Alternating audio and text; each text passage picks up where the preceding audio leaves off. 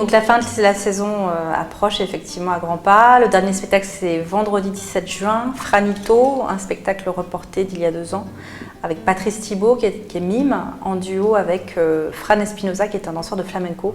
Et c'est un spectacle très drôle qu'on peut vivre en famille. C'est un spectacle aussi pour les gens qui préfèrent le théâtre physique sans parole. On se réjouit de ce moment qui s'annonce évidemment très drôle et très rassembleur. Alors beaucoup de spectacles, oui, puisqu'on avait donc beaucoup de reports des années précédentes, si bien qu'on avait une saison à 48 spectacles, ce qui est assez exceptionnel, et plus d'une centaine de représentations. Parallèlement, avec évidemment le pass, mais aussi les craintes d'un certain public vis-à-vis des lieux accueillants du public.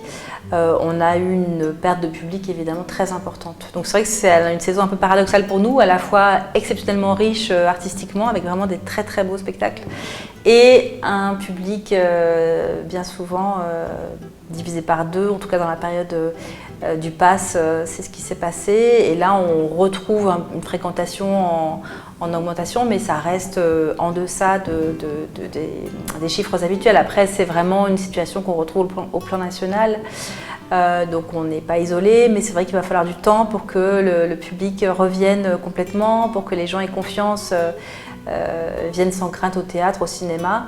Et on espère évidemment que la saison prochaine sera plus apaisée, plus sereine, avec cette pandémie qui n'est pas terminée, mais qui, j'espère, va nous laisser un peu tranquilles, en tout cas, voilà, cette saison. Alors, il y a eu des spectacles exceptionnels, je vous le disais, liés au report. On a eu beaucoup de grands formats cette année, beaucoup de grands artistes invités pour la première fois en Ariège, donc on était heureux de ces belles rencontres artistiques. On garde en tête la fin de la série des Trois Mousquetaires, qui était vraiment une série théâtrale sur 2 saisons, qui a beaucoup marqué les esprits, et on retrouvera cette même équipe du collectif 49701 au printemps 2023 avec une nouvelle création autour de Jean Giono. Donc là aussi, on file des collaborations longues avec les artistes. On a eu le très beau spectacle de Sylvia Pérez-Cruz, une artiste qu'on attendait depuis longtemps, qui a aussi, je crois, enchanté le public. Christiane Jetaï aussi, qui est une artiste internationale extrêmement talentueuse, et j'étais vraiment heureuse de l'accueillir après Avignon avec son spectacle Entre chiens et loups. On a eu plein de beaux spectacles, Sania Sanou juste avant Noël avec une comédie musicale d'un rêve. La comédie musicale aussi de David Lescaut, Une femme se déplace, qui a beaucoup là aussi réjoui le public. Je pense aussi à des spectacles participatifs comme Frérocité, qui a, sous la houlette du chorégraphe Fabrice Ramalingon, rassemblé plus d'une vingtaine d'amateurs aux côtés des danseurs professionnels de la compagnie. On a eu une autre création participative avec la chorégraphe Marion Musac, donc là aussi vraiment une année faste pour les amateurs de danse qui ont pu participer à 2 créations, ce qui est tout à fait exceptionnel, mais qui est aussi le fait des reports. On a eu bien sûr Contes et légendes de Joël Pomera, qui était un spectacle très attendu après 2 ans d'attente et qui a vraiment bluffé tout le monde, tellement c'était fort et intéressant. Le cirque sous chapiteau aussi, la compagnie Rasposo avec le spectacle Oraison qu'on a donné à Saint-Giron sur un week-end sous la neige. Donc c'était aussi un moment assez exceptionnel parce que les conditions météo étaient vraiment au grand froid, et en même temps ces artistes nous apportaient un spectacle extrêmement chaleureux. Donc très très beau moment. Jean-Pierre Lumois aussi, qui a beaucoup marqué les esprits, un spectacle dans les Pierres de Gué qui a tourné sur le pays de Mirepoix et dans l'Aude.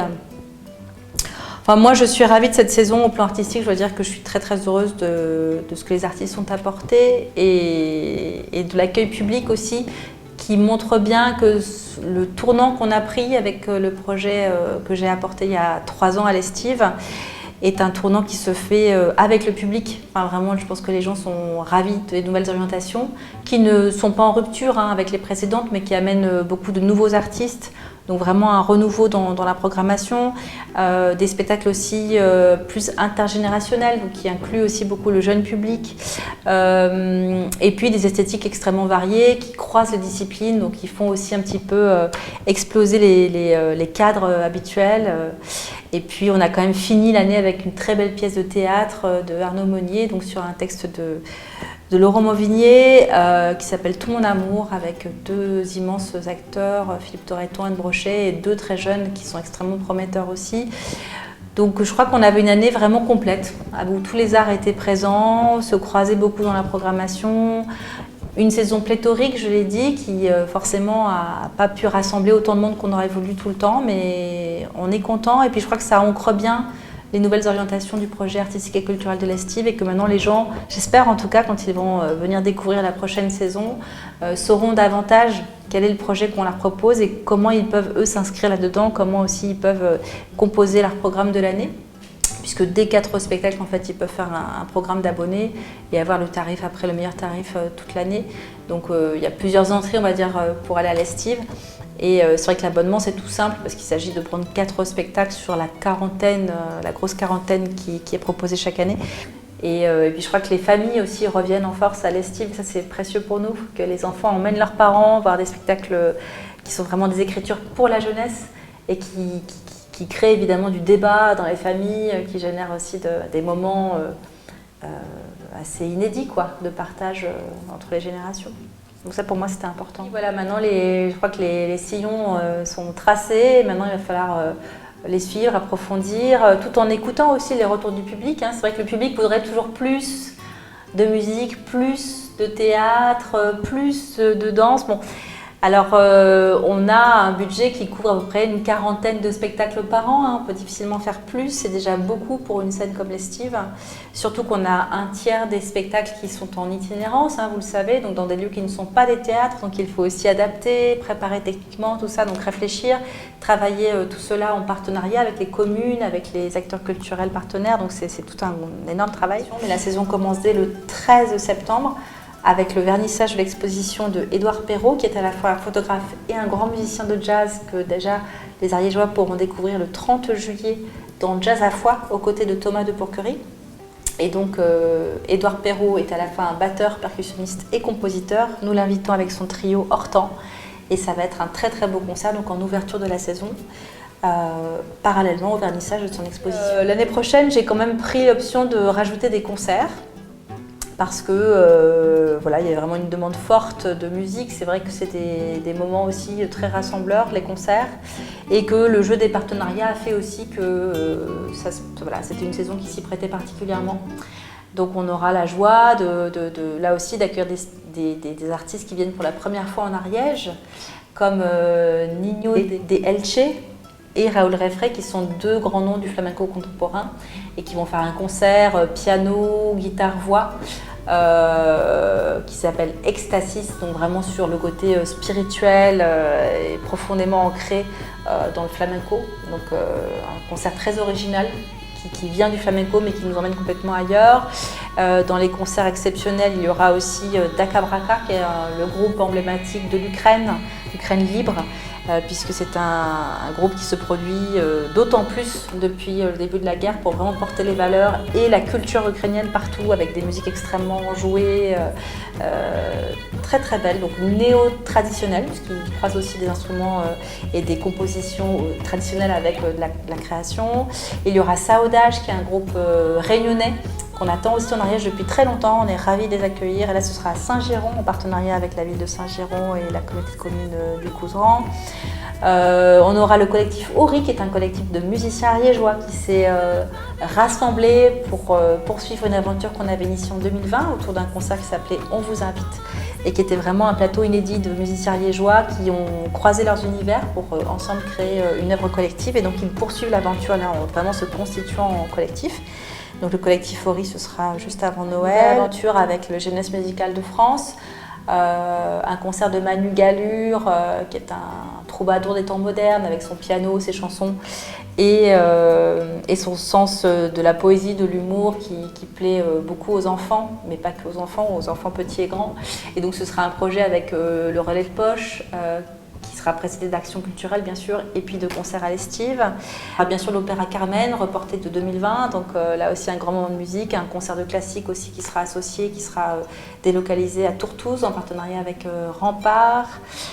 Donc voilà, une année très riche en musique, et puis 5 nouveaux artistes associés, donc qui vont aussi amener des couleurs nouvelles à l'Estive, et notamment Le Doux Supplice, qui est une compagnie de cirque et de danse, ou de cirque chorégraphique, un peu comme on veut, qui va proposer un grand spectacle d'ouverture en attendant le grand soir, qui est à la fois un spectacle de cirque acrobatique, chorégraphique, mais aussi participatif pour le public, donc qui amène aussi les gens à danser avec les artistes sur scène, donc un très beau moment de partage. Et qui va filer comme ça des moments avec le public sur toute l'année. Il y aura dans les nouveaux artistes associés le chorégraphe Bouziane Boutelja, qui est déjà venu avec une création à l'estive, qui vient là avec à la fois une nouvelle pièce, Rupture, mais aussi des ateliers, des résidences dans un collège, dans un lycée. Il y aura Astrid Catala, qui est déjà complice de l'estive de longue date, puisque c'est elle qui orchestre Les Passagers du Livre, nos rendez-vous littéraires, et qui a vraiment impulsé le collectif Ori, puisqu'elle est elle-même musicienne, chanteuse. Donc elle aura cette création collective cette année et puis aussi de nombreux autres projets qui vont grandir jusqu'à la saison d'après. Il y aura le collectif 49701, donc je l'ai dit, après Les Mousquetaires qui revient avec un projet sur Que mange la demeure de Giono. Et il y aura Pauline Salle qui est à la fois dramaturge, donc elle écrit pour tout public, mais notamment pour les enfants, la jeunesse. Elle vient d'obtenir le Molière du meilleur texte de théâtre public et elle viendra avec une pièce à l'attention des plus jeunes qui s'appelle Normalito en fin de saison, et là aussi elle viendra sur différents temps pour rencontrer le public à diverses occasions. Donc une saison qui comprendra 43 spectacles, un peu plus de 80 représentations, avec une grande diversité d'esthétiques là aussi et des propositions pour tous. J'ai envie de mettre l'accent aussi sur le théâtre du Centaure qui revient à l'estive après de nombreuses années avec un duo, Camille et son cheval Sombre, un frison, sur un texte de Fabrice Melchior, tout à fait étonnant, une femme dans la nuit qui erre dans Paris et toutes les aventures qui lui arrivent. Et donc c'est vraiment un spectacle fort qu'on aura en octobre. Et c'est un plaisir en fait d'avoir ce type de spectacle comme ça, hybride, théâtre équestre. On danse aussi beaucoup de créations, une nouvelle compagnie, Pierre Ponviane, qui est un artiste chorégraphique que je suis depuis longtemps et qui va venir avec un duo motif couplé à un solo qui sera à Toulouse dans le festival de danse 9-9. On fera la navette entre les deux.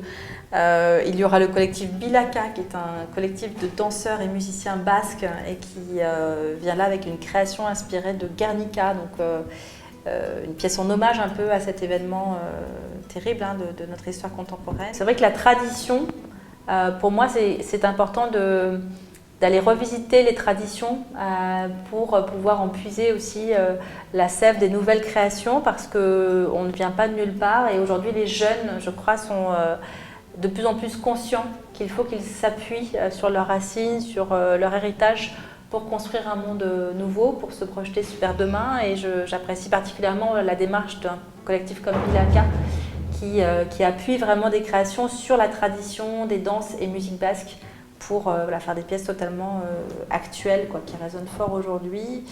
C'est le cas aussi de Saouda, je l'ai dit, qui s'appuie beaucoup sur la tradition du Maloya, notamment pour faire des nouvelles chansons. Voilà, c'est une saison où il y a beaucoup de résonance en fait, sur des thématiques. Donc je l'ai dit, le lien entre tradition et création, le lien aussi entre art et réparation, puisque je crois que les artistes ont beaucoup travaillé durant cette crise sur la façon dont le théâtre, les arts en général, peuvent apporter du baume, apporter du mieux-être aux humains que nous sommes pour nous aider à vivre. Et notamment en théâtre, je crois que les nouvelles créations là, qui arrivent sont très liées à ça, à des questions de société qui nous touchent fort et qui nous donnent aussi des pistes un petit peu de résilience. Je pense notamment à Un Sacre, qui est une très grande pièce de Lorraine de Sagazan pour un beau plateau, je ne sais plus combien ils sont, en tout cas un grand nombre de comédiens, 9 je crois. Et ils se sont appuyés pour cette création sur des témoignages, des secrets qu'ils sont allés collecter auprès de personnes extrêmement diverses de tous horizons. Des secrets, des tabous qu'ils livrent là au plateau, en respectant bien sûr l'anonymat des personnes qui leur ont fait confiance, mais qui sont vraiment comme des petites bombes comme ça qui viennent réveiller un peu les consciences et aussi faire jouer à plein la dimension cathartique du théâtre. C'est-à-dire, vous savez, dans le théâtre grec, le théâtre est vraiment le lieu où on venait un petit peu purger toutes les souffrances de la société. Et là, c'est vraiment un spectacle qui, pour moi, joue ce rôle-là très fort et pour tous, hein, pour les jeunes et les moins jeunes, parce que c'est vraiment aussi sur l'intergénérationnel. Donc un sacre, ça sera vraiment un des grands moments de théâtre de la saison. Je pense aussi à une création de l'atelier hors-champ qui s'appuie sur la vie de Louis Braille, donc sur un texte autobiographique de Louis Braille, qui, dès l'enfance, en fait, a refusé que son handicap visuel le prive d'accès à la lecture et à voilà, toutes les informations du monde, et qui s'est battu pour imposer un nouveau système d'écriture accessible aux personnes aveugles. Et ce parcours d'un enfant justicier, en fait, est évidemment extrêmement inspirant pour plein d'autres enfants aujourd'hui. Et je trouvais que c'était voilà, une belle source d'inspiration pour une pièce de théâtre qui s'adresse autant aux enfants qu'aux parents, et qui va donner lieu à des ateliers aussi inclusifs sur comment on sent quand on est privé de la vue, par exemple. Donc il y aura des ateliers sensoriels mixant des personnes voyantes et non-voyantes.